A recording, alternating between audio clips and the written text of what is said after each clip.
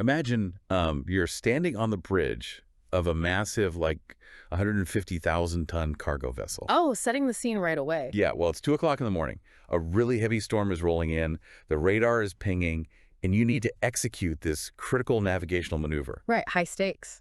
Exactly. Uh, But the problem is the 20 people you're relying on to, keep this massive ship from running aground, they all have completely different definitions of the word urgent. wow. Yeah, that is a terrifying thought. Right. I mean, they come from different countries, speak totally different first languages, and just have entirely different worldviews. So today's deep dive is really about why surviving that exact scenario takes a lot more than just technical skill. It really is like the ultimate human puzzle. And it's not just some thought experiment for a, corporate management seminar. Right? It's real life. Exactly. It's the daily high stakes reality of the global shipping industry because, well, the ocean honestly doesn't care if there's a miscommunication on board. It definitely doesn't. Which is exactly why we're jumping into a profoundly insightful presentation today by Dr. Samit Tawfik. It's a great source. It really is. It's titled Maritime Culture, A Navigator's Guide to Cross-Cultural Leadership. And our mission today is to, well, extract the core insights from his guide. Because it's not just about like basic etiquette. No, not at all. We're going to look at how mastering cross-cultural dynamics isn't just about being polite. And it's definitely not about sitting through some mandatory HR video. Oh, absolutely not. It's a critical leadership survival skill on the global stage. Like, think of this deep dive as a literal navigational chart for human behavior. I like that analogy. Thanks. We're basically going to map out exactly how you steer a team when everyone on board is reading a completely different cultural compass. And to understand why reading that compass matters so much, we actually have to look at the immediate career stakes first. Okay, let's get into it. So for a maritime cadet stepping onto a ship for the very first time, this isn't some abstract sociological theory. Their entire trajectory, like from cadet to officer, depends entirely on how well they navigate this cultural environment. Wait, really? Let me just push back on that premise right out of the gate, actually. Sure, go ahead. Because, I mean, if I'm a shipping company and I've got literally millions of dollars of cargo on the line, my primary concern is just whether that cadet knows how to plot a course and, keep the engine running. Right, the technical side. Yeah. We usually treat cultural adaptability as like a nice-to-have soft skill. Mm-hmm. Are we really saying a bad cultural attitude is enough to sink a career if the person is a technical genius? Absolutely. I mean, Dr. Tawfik introduces this foundational concept called the Maritime Passport. The maritime passport. Yeah, and it makes it unmistakably clear. A maritime officer's ability to adapt to diverse cultures directly impacts their official, formal evaluation. The technical skills you mentioned, those are expected baselines. Like, if you can't read a radar, you aren't on the ship to begin with. Right. You wouldn't even be hired. Exactly. But what actually qualifies you to lead, what actually gets you promoted, are specific metrics heavily tied to cultural adaptability. So it's physically documented in their record. It is. We're talking about formal evaluations, grading things like conduct, which Dr. Tawfik actually translates to Arabic in the text as al-suluk, Right. and character takriya and hala. Yeah, and think about how profound that shift in perspective really is. I mean, in a typical corporate office, conduct usually just means you don't steal the printer paper. Right, or you show up at 9 in the morning, don't yell at your coworkers, that sort of thing. Exactly. But in the maritime context, your al-suluk, your conduct, is inextricably linked to your capacity to interact seamlessly with, say, a crew from the Philippines, a captain from Greece, and an engineer from India. Okay, so culture is definitely not a soft skill here. Not at all. That's a massive departure from standard corporate rhetoric. It's treated with the exact same, like, life or death professional weight as knowing maritime law or emergency protocols. It's a hard requirement. So if you can't manage the cultural dynamics, you literally just do not get to be the officer. Right. And if adapting to culture is a hard requirement for promotion, well, the obvious next step is figuring out what culture actually is. Yeah, what are we actually dealing with? And more importantly, how it mechanically drives what people do on a Tuesday afternoon during a crisis. Dr. Tawfik breaks this down into what he calls the behavioral engine. Wait, calling culture a behavioral engine sounds incredibly robotic. It does sound a bit mechanical, yeah. Are we really saying that human behavior just boils down to an algorithm? Because normally when people talk about culture, they talk about, food, music, holidays, things you can physically see and experience. Right, but those are just the visible outputs of the environment. The cultural environment definitely encompasses learned beliefs, rules, norms, social habits, religion. Etiquette, food, all of that. Yes, all of that. But having those inputs is one thing. How they actually function inside the human mind is another. Okay. Culture is basically acquired knowledge used to process the world. It operates in a very specific, sequential, four-step mechanism. Okay, let me try to translate this into an analogy for a Right second. for it. So, culture isn't just a static museum exhibit of national dress and traditions that you just look at. It's an active cognitive processing chip inside your brain. That's a great way to look at it. It takes raw data from the outside world and runs it through this four-step algorithm before you even realize it's happening. Let's actually walk through those four steps using a concrete scenario because a leader has to understand this sequence in slow motion to have any chance of managing it. Okay, lay it on me. Step one is interpret experiences. Imagine you're on a ship, and during a tense briefing about an impending storm, a very junior crew member suddenly speaks up loudly, interrupting a senior officer to suggest an alternative route. Okay, so the raw data, the experience, is just a junior person talking out of turn. Right. But two different officers are going to interpret that exact same data completely differently based on their internal processing chips. Exactly. Which leads directly to step two, which is form values. Form values, okay. The interpreted experience passes through the core of your cultural engine. If you come from a culture that values strict top-down hierarchy, your processing chip flags that interruption as a massive violation of the rules. Oh, wow. Yeah. But if you come from a culture that values egalitarianism and open brainstorming, your chip flags it as a positive, proactive contribution. And that value judgment creates the third step, right? Create attitude. You got it. The gears are really turning now. So the hierarchical officer develops a negative attitude toward the junior crew member. They view them as disrespectful, maybe even totally insubordinate. Precisely. While the egalitarian officer develops a positive attitude, viewing the crew member as a really sharp, engaged team player who is looking out for the ship. Which culminates in the fourth and final step, generate and influence behavior. So the attitude dictates the action. Exactly. The hierarchical officer reprimands the junior crew member, maybe even writing them up for poor conduct. Ouch. Right. But the egalitarian officer thanks them for the input and opens the floor for discussion. That is wild. The exact same initial event resulted in two wildly different behaviors simply because the cultural engine processed the data differently. Right. So as a leader, you aren't just managing the final behavior. Because if you only focus on the behavior, say, telling the hierarchical officer to stop yelling, you're really just putting a Band-Aid on it. Exactly. You have to understand the entire engine that produced the behavior. You have to know why they reacted that way to begin with. And you have to do this while operating in what Dr. Tofik calls the global arena, right? Yes. Because of intense globalization, which spans, economic, social, technical, and political spheres, these vastly different behavioral engines are inevitably colliding every single day. And you just can't avoid it. You can't. You cannot isolate your team. You are operating in a fully interconnected space. And honestly, this happens to you even if you've never set foot on a boat. Oh, 100%. If you manage a remote team, you're dealing with this. Like you send a short direct message on Slack. One person's engine processes that as efficient and clear. And another person's engine processes it as rude and demanding. Exactly. You are in the global arena. But let's be real for a second. If you have 20 different cultural processing chips on one ship, or, 10 different time zones on a Zoom call, how does it not just end in total mutiny? It's a miracle it doesn't sometimes. Seriously. How does a leader actually manage all of that competing programming? Well, they have to rely on a mechanism Dr. Tofik refers to as the leadership funnel. A leadership funnel, I like. Picture a massive industrial funnel. Pouring into the top are all these immense, complex, macro-level pressures.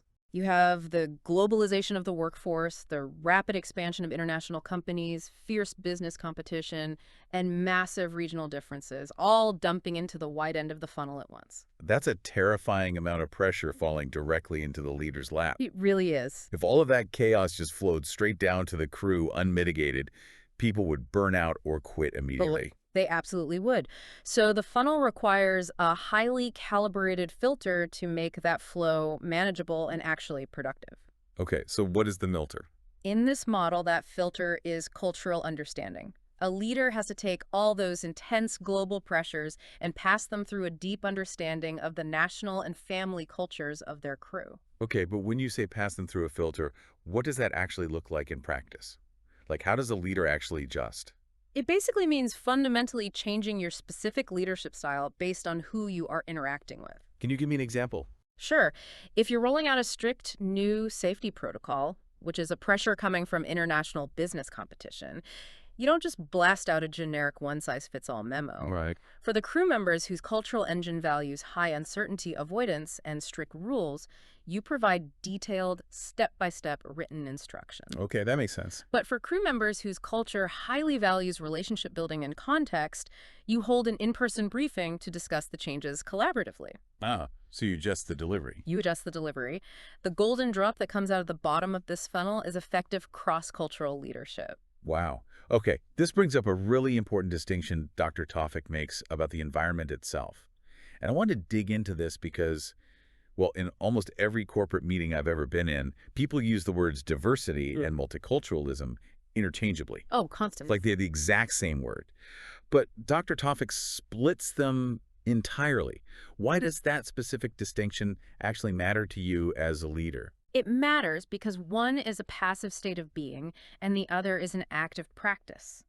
Okay, tell me more. Diversity is defined simply as the existence of different cultures or ethnicities within a single group. Imagine taking attendance on a ship. You have a captain from Greece, an engineer from India, a navigator from Brazil. It's just a demographic fact. Okay, so diversity is just taking attendance. It's acknowledging who is in the room or who is on the boat. Yes, exactly. Multiculturalism, on the other hand, is the broader coexistence of those distinct cultures in a shared environment. It's about how they interact and function together. Oh, I see. A leader who only recognizes diversity might say, well, I hired a diverse crew, my job is done. Box checked. Right, box check. They aren't filtering anything through the funnel. But a leader who embraces multiculturalism understands the complex, sometimes messy ways those diverse individuals coexist. And they use that understanding to actively adjust their style and shape behavior positively. You got it. So embracing multiculturalism and using that funnel is the ideal. But Dr. Tawfik also warns that leaders will inevitably crash into major dangers if they lack that cultural understanding. He calls these navigational hazards. And in a maritime setting, a navigational hazard isn't just a minor inconvenience. It's a hidden reef that will tear the hull of your ship wide open. Yikes. Yeah. Dr. Tawfik identifies two primary hazards that absolutely destroy leadership effectiveness. The first is ethnocentrism. Ethnocentrism. He defines this as the tendency to place your own group before others, believing that your own cultural values and ways of doing things are the only right and natural way. Exactly. Imagine a captain who essentially puts himself on a pedestal, looking out at the horizon through a telescope, while completely ignoring the diverse crew shouting warnings from down below. Just totally oblivious. Totally. He dismisses them because they aren't communicating the way he would. It actively prevents a leader from understanding their team because they're operating under the delusion of inherent superiority. My analogy for ethnocentrism is assuming that everyone else's compass on the ship is completely broken just because it doesn't point to your specific personal magnetic north. That is a perfect way to put it. It's a profound arrogance, really, because if you genuinely believe your way is the only natural way, you aren't going to bother trying to understand someone else's behavioral engine. No, why would you? Right. You're just going to judge them for being wrong. It's an intellectual shortcut. Which feeds directly into the second major navigational hazard, prejudice. Okay. This is an attitude or belief about an individual or group based entirely on incomplete data. Incomplete data. That's the key phrase right there. Dr. Tawfik uses this visceral image of someone furiously stamping refuse on a stack of diverse resumes with a thought bubble above their head, showing a jigsaw puzzle missing a bunch of pieces. That missing piece is everything. Prejudice is judging someone based on previous biased decisions or just limited fragments of experience. You aren't looking at the whole person. No, you aren't understanding how their engine processes information. You're acting on a fragment. And this destroys objective evaluation and just shatters trust within a team. To stick with our maritime theme, prejudice is like trying to navigate a treacherous, narrow strait using an outdated map that is missing half the topography. While actively refusing to look out the window to see the giant rocks right in front of you. Yes, you are going to crash. And again, bring this back to your everyday life. Hmm. How often do we let prejudice, incomplete data dictate how we interpret an email from a different department or a client from a different country? All the time. We stamp refuse on their idea before we even try to understand their engine. Right. And to avoid these hazards, leaders need a practical system. They can't just rely on good intentions. Good intentions aren't enough. Not at all. Dr. Tawfik provides a cultural navigation matrix to help map this out clearly. It's a really stark comparison. How does it work? On one side, you have constructive mindsets emulating diversity and multiculturalism. This is based on coexistence and seeking complete data. It fosters respect and enables actual, effective leadership. And on the other side, you have the destructive hazards, ethnocentrism, and prejudice. These are based on incomplete data and assumed superiority. And the result of that side is destroyed team cohesion and failed formal evaluations. Right, going back to the Maritime passport. Exactly. The clarity of this matrix is vital because the journey from theory to practice really relies on it. Dr. Tawfik summarizes this journey in 3 distinct steps. Okay, what's step 1? First, acknowledge the environment. Culture is dynamic, and globalization makes interacting with it completely inevitable. Step 2. Second, understand the mechanism. Culture is the active engine shaping behavior. And the final step. Third, achieve the outcome. By avoiding ethnocentrism and actively using the leadership funnel, officers excel in their roles. There is one brilliant detail Dr. Tawfik includes that really ties all of this together perfectly. Oh, the lexicon. Yes. At the very end of the presentation, there is a bilingual English to Arabic lexicon for all these key terms. It's a highly practical tool for the intended audience. It translates globalization to al-alama, diversity to al-tanawu, multiculturalism to muta adid al-thaqafa. And I want to dig into why this matters. Because providing a translated list isn't just about vocabulary, it's about proving the entire point of the guide. How so? Let's look at conduct again, Al-Saluk. If an English-speaking officer only thinks of conduct in Western corporate terms, they might evaluate a cadet unfairly based on a narrow handbook definition. Right, like we talked about earlier. But by learning the term Al-Saluk, you are forced to step outside your ethnocentric bubble. You have to ask, what does Al-Saluk mean in their cultural context? How does their behavioral engine define honor, respect, and good conduct? Exactly. The very act of translating the word rewrites your own cognitive engine. That is a phenomenal insight. You literally cannot have a comprehensive conversation about global leadership from a single linguistic viewpoint. No, you can't. The vocabulary forces you to recognize that these concepts and the people who hold them exist across vast cultural boundaries. Mastering this dual perspective is exactly what fills out that maritime passport favorably. So what does this all mean for you, the listener? Let's bring this deep dive full circle. Dr. Tawfik closes with a profoundly simple motto. Navigate with understanding. Lead with respect. The understanding is the mechanical part. It's recognizing the behavioral engine and deliberately filtering global pressures through the leadership funnel. And the respect. The respect is the outcome.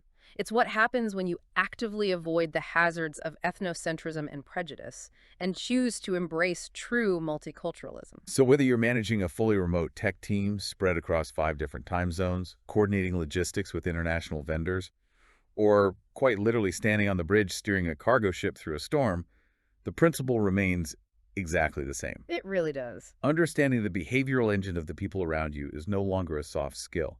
It is the ultimate professional requirement. It is your competitive advantage. Because in the global arena, no matter what industry you are in, you are never just navigating the business. You are always navigating the people. You have to know how to read all the different compasses in the room. Which leaves us with a final thought for you to ponder, long after this deep dive ends. What's that? If culture really is a deeply learned, constantly running system, a cognitive engine used to interpret all our experiences, how is the rapidly increasing globalization of your own workplace actively rewriting your cultural operating system right now, today, without you even realizing it? Whose compass are you unconsciously adopting?